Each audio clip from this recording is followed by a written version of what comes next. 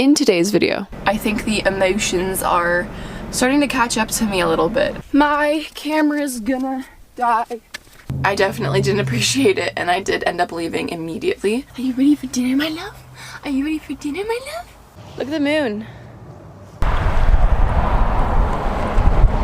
Yeah, I'm not in the middle of nowhere. 10 things that I've learned living in a van. This last week has been a roller coaster of emotions.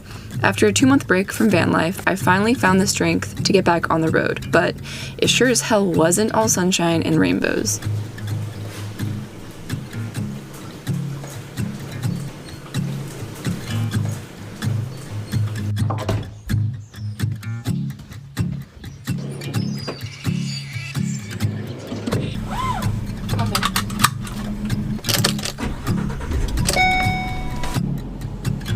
Are we ready, Freddie? Let's do it. I have beef with starting road trips. You know, when you're going on a trip to another state or another country where you have to take a flight, I would say that your body and your mind have enough time to process the change that's going on around you. You have to get in the car. You've got to drive an hour to the airport. Then once you're at the airport, you have to wait 2 hours. And then once you catch a flight, you have the entire flight to kind of digest the excitement while you're also surrounded by people who are going through the same shift as you. All that to say, traveling in a van is more sustainable long term, but it is very difficult to leave.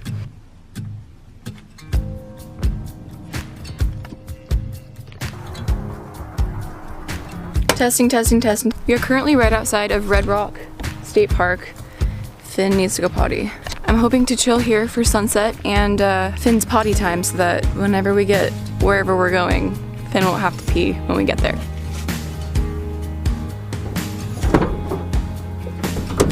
Finny, are you ready for dinner, my love? Are you ready for dinner, my love? Are you ready for dinner? I gotta get the drone in the air. This is a good place to take drone shots. I played with my drone a lot this first night. I think it served as a nice distraction from the stress of leaving, and it gave me something else to stress about. I mean, look at how high I was flying this thing.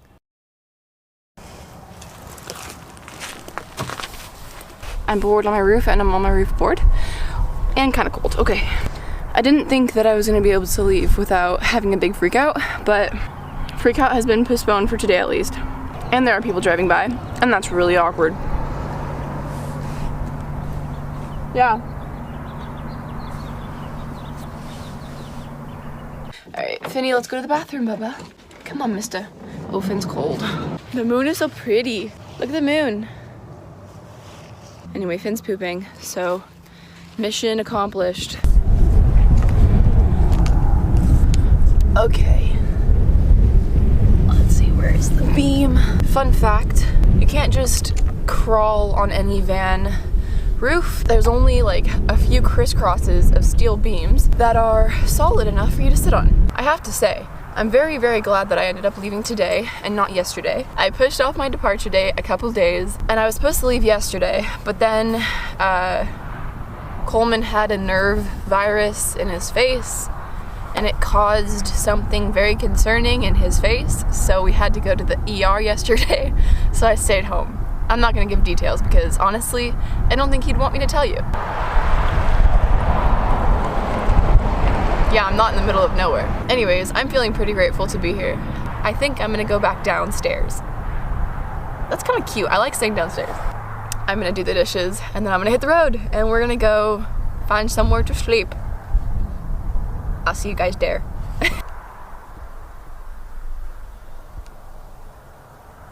Grabbing a sleeping bag because it's gonna be a cold one tonight. As I drove towards my final destination, the sky turned into cotton candy, and I became very salty that I didn't stop to take any pictures with any shrubs. Oh, and you'll never guess where I ended up sleeping. Good morning, everybody, and welcome to Alabama Hills for like the 10th time. Good morning. Come here, good morning. Come here, no licking, good morning. Finn needs to go potty. It's always nice the first week on the road to cling to familiarity. The transition is made easier when you've taken out the guesswork. Plus, you sleep better, knowing the rules and etiquettes already.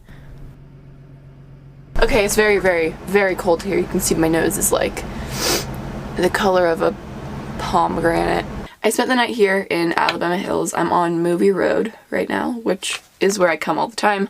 There's no service here, which I know and kind of love. I had one neighbor last night, a Ram ProMaster, but I did not know that they were there until I just woke up. I have to go into town today to do a little bit of work, so I'm thinking I'm gonna go take advantage of all the amenities that I know are in town, like a bathroom and a little dog park and a trash can. Anyways, let's go. For someone like me without a toilet, the absolute best part about being somewhere you've been before is knowing exactly where to go. Number 2. I've been editing all day, and my brain feels like a fried chicken wing.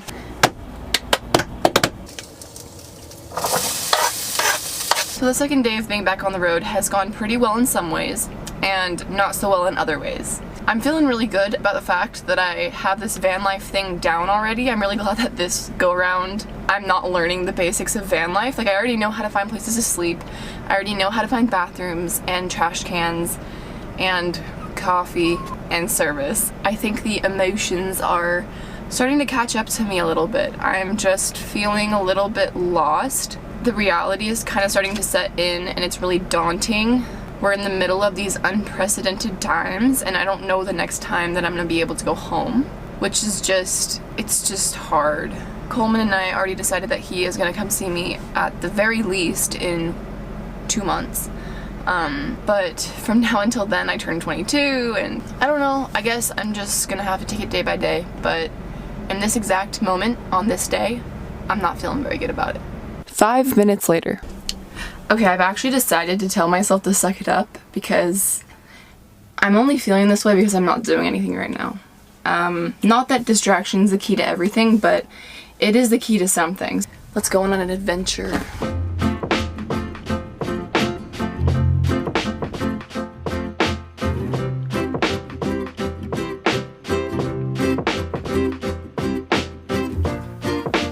Being out in the middle of nowhere is so weird.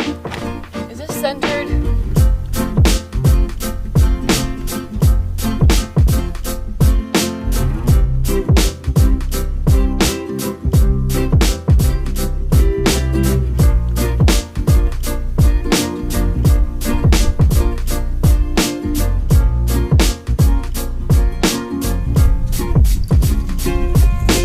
It's a couple hours later. And I am ecstatic because after I don't know how many times trying to get this campsite, I finally got the spot that I've wanted, and look at this view. Come on, mister. Let's go potty. Come on.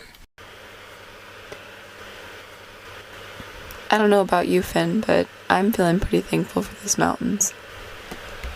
I went to bed warm and cozy, feeling grateful for the day and for my new heating blanket.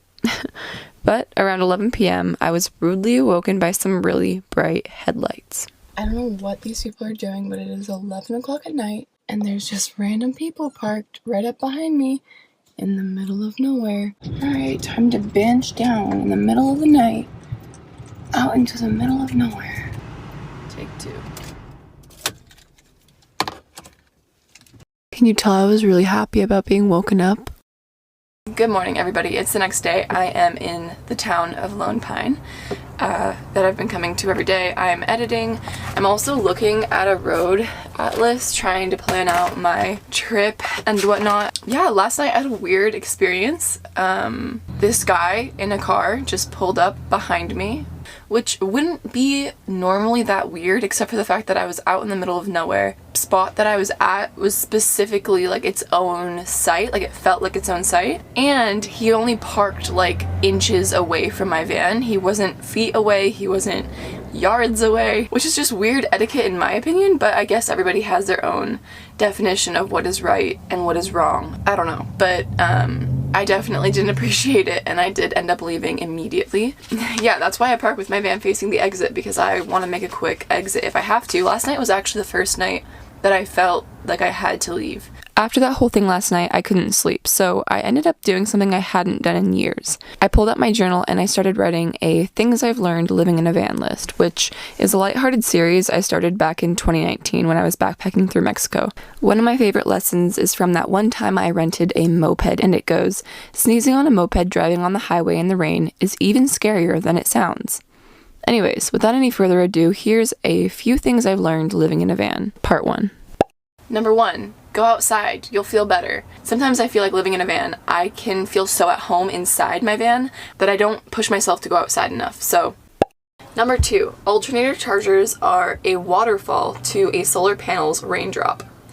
More people should talk about this. I don't get it. Now I understand. Solar panels are solar panels. They're off-grid. They're their own thing. But when it actually comes to electricity and how much electricity that it can produce, the alternator charger is like this in 30 minutes. And the solar panels is like this in 8 hours. Somebody tell me what's wrong with that equation.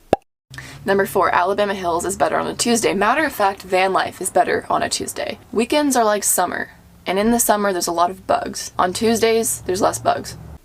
Number 6, not all 4-bar LTE coverage is created equal. Why does it even show as 4 bars if there's nothing there? Number 7, amenities will change your life. When I was coming into the van life, I thought that I was going to be able to handle not having a shower, not having enough electricity, not having enough normal everyday life stuff. But now I'm realizing that to make this lifestyle sustainable, there are certain things that you're going to have to figure out about your own personality. And one of the things for me is I need enough electricity. I need to take more showers, and I need to live a more normal life even though I'm on the road. So take that as you will. Number 8. Single player Minecraft is never funner than when you're out in the middle of nowhere with no service. I'm not even going to justify an explanation. Oh my goodness, what's this numbering system? There is no better decoration for a van than magnets. For a while I thought I was going to be covering all the metal pieces with fabric. And now after discovering this whole magnet thing, okay, yeah, I have an unhealthy obsession with magnets. I'll say that, but magnets, dude, they're disgustingly great. Food that doesn't need to be cooked is the best food for van life, aka tofu, spring rolls, cereal. Anyways, that's it for that. I hope you guys have a good week. Thank you guys for being here. I appreciate it more than you know. And I will see you next Sunday.